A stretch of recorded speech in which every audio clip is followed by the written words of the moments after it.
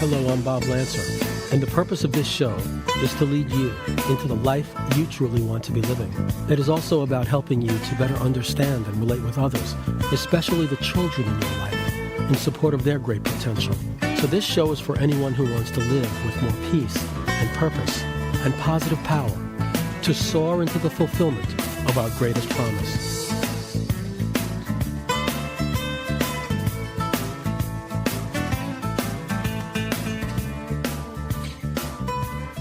Shift from reacting to creating. When you react to a situation, you actually are reacting to something you are conceiving in your mind. You are creating the situation that you are reacting to. Reacting makes life feel like a burden, like a struggle. It makes you feel like a slave. It robs you of your freedom because you feel that you have to do something about what is happening. And when you feel that you have to do something about what is happening, you are not in touch with your inspiration, with the inner power that lifts you above circumstances and fills your heart with joy and love and the passion to create what you really want. The power to create what you really want is within you, but you're using that power to produce your problems as long as you are reacting against what you do not like, or reacting for what you desire. When you react to life, you are moving backwards. You are sending your force against resistance that you yourself are creating. There is nothing to react to unless you create that condition in your own mind. Whatever it is you dread, you are creating it by holding on to that condition in your head. If you honestly pay attention to what's going on inside of your mind, when you are feeling blame, resentment, frustration, antagonism, any kind of struggle whatsoever, you will see that you are reacting to a condition that you are creating in your own mind. You're holding on to it. You're holding on to what you do not want. You're holding on to what you want to let go of you, but you're holding on to it, the idea of what you do not want. If you are in business and business gets slow and you react to that by trying to make changes that will improve the flow of your business, you will find that what you are reacting to is your own creation, and that as long as you react to that condition, you remain stuck in that condition. Put another way, whatever you react to, you are perpetuating. You are conceiving of, you are creating the condition to which you are reacting. If you are in a marriage and you find yourself reacting to your mate when she doesn't seem to understand your point of view, or when she holds on to a point of view that you regard as inferior, inadequate, unacceptable, when you react to that situation, you are perpetuating your pain. You are perpetuating the problem. We don't want to accept responsibility for the problems in our lives. That's why we blame. When you blame someone for what's going wrong in your life, you are overlooking your power to improve what's going on in your life. And the way to improve it is not by reacting to what is happening, but by conceiving of the conditions you want. But before you can do that, you have to release yourself from the act of conceiving, the mental act of conceiving of what you do not want. You can't feel sorry for yourself about a problem that you're facing or heading toward without holding on to the problem, placing yourself in the consciousness of the problem, which places you in the creative process of the problem. What you anticipate, what you believe is going to happen, is happening in your mind. It is a creation of your own, and to react to that creation is to hold on to that creation. You have to release yourself entirely from the idea of what you do not want to happen. You have to release yourself entirely from the idea of what you do not want to be happening. You have to release yourself entirely from the idea of what you do not want to have happened. To be at peace and in a state of freedom in the present moment. Then, and only then, can you go deep inside your heart to identify what it is you really desire to create. And the moment you know it, you're conceiving of it, you're creating it, it's happening. And you're living in the inspiration of creating your heart's desire. What you react to, you perpetuate. When you react to the way your child behaves, you are perpetuating the behavior your child is displaying. To let go of the behavior that he is displaying is to let go of the behavior he has displayed. See, whatever happens, there is a moment between its occurrence and your reaction to it, which means that you are always reacting to the past. And your reactions to the past perpetuate the patterns of the past. So if your child behaves in a way that you don't like, you need to let go of that behavior in your mind first to leave it behind. And then in a heart of love and peace and joy, you can conceive of what it is you need to do for your child, with your child, in order to help your child to fulfill her glorious potential and to behave at a higher level. If you are frustrated about an event that you feel obligated to attend, or about a task that you feel obligated to execute, when it's something you really don't want to do, you entrap yourself in the mind of a victim as long as you conceive of yourself as being part of that problem.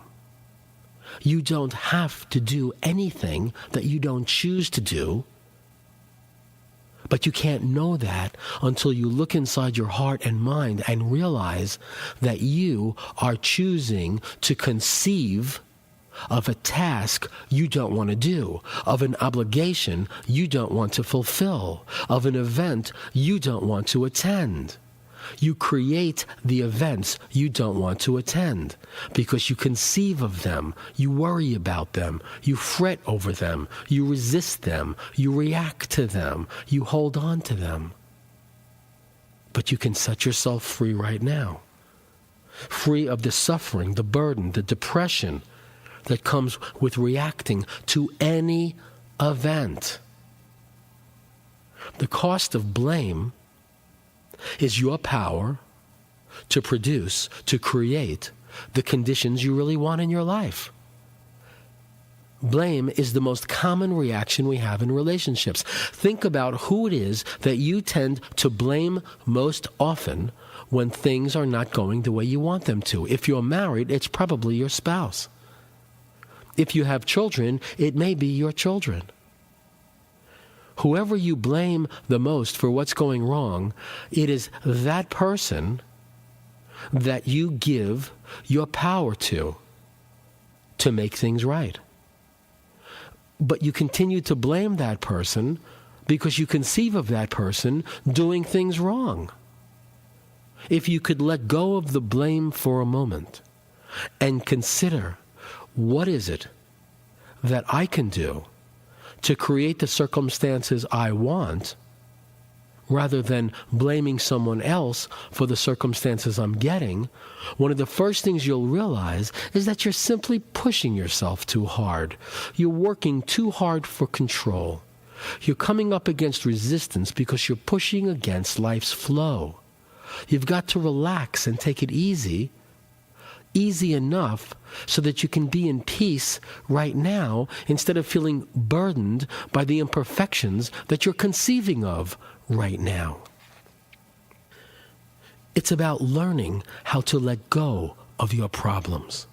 That's how you shift from reacting to creating, from perpetuating your problems to creating your solutions.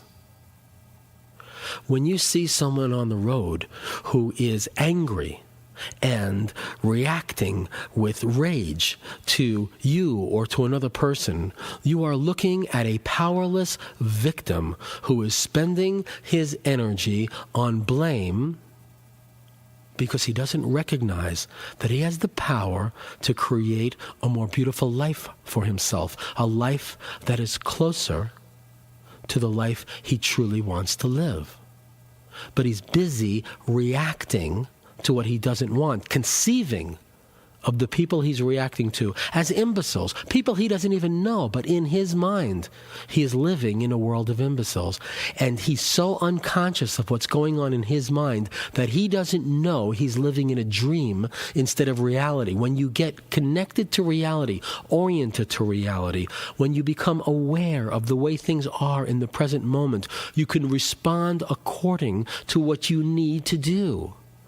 But responding and reacting can mean two different things. Responding means choosing a way of handling what's happening. Reacting means automatically, blindly conceiving of what you don't want and then doing something about it. But whatever you're doing about, you're creating. Whatever it is you're trying to avoid, resist, destroy, or change, you are perpetuating. The only way to create something new is to get in touch with your deepest level of inspiration and joy, which comes with a sense of profound freedom and power to produce what you desire in life. And when you get in touch with your inspiration to create what you desire, you discover that you may want to create something other than what you thought you really wanted. You find yourself fulfilled and you're not filled with care over the things that you were conceiving of going wrong in your life. When you get centered in your heart in the present moment, you can discover what it is you feel most inspired to do in this moment. And that is your freedom. What are you inspired to do, to create of your life this very moment? And if you don't know what that is, all you probably really want to do is to get in touch with your inspiration and your creative spirit, to know what it is, to just feel inspired and creative and open to the possibilities in and of itself is fulfilling. The most common mistake we make when it comes to seeking fulfillment in life is seeking fulfillment outside of our circumstances, outside of our situation. We imagine what is beyond our power to do as the solution to our problems. We imagine ourselves doing something we can't possibly do and think that's the only way to find fulfillment. You imagine that if you had a different job or a job. You imagine that if you lived in a different home, you'd be more fulfilled. If you were able to travel more, you'd be more fulfilled. If you were married to someone else or just someone or away from the person you're married to, you imagine that you could be fulfilled. But there's the mistake. Imagining fulfillment outside of your situation prevents you from finding fulfillment inside of your situation. You see, we count on dissatisfaction to find satisfaction. We're afraid to find fulfillment where we are because we think we're afraid, we believe that then we won't seek to change our circumstances. And you might find when you get into fulfillment where you are, that you don't need to struggle to change your circumstances, that your circumstances were just a figment of your imagination anyway. And as long as you're not imagining things the way you don't want them, they're not happening to you. Within your current situation is the opportunity for all the fulfillment you could possibly feel. But you have to stop thinking about the idea that you would get fulfillment if things were changed, that you need things to change to be fulfilled, that you need something that is outside of your control, outside of your power, outside of your circumstances, outside of your reach to find fulfillment. You have to let that idea go. Stop imagining your fulfillment outside of your circumstances and seek for the experience of fulfillment right here, right where you are. And you will find it, and you will find it growing. You will grow more and more and more fulfilled. And as that happens, your mind will be more and more and more free from the problems that you conceive of that keep you from fulfillment. The opposite of fulfillment is reacting.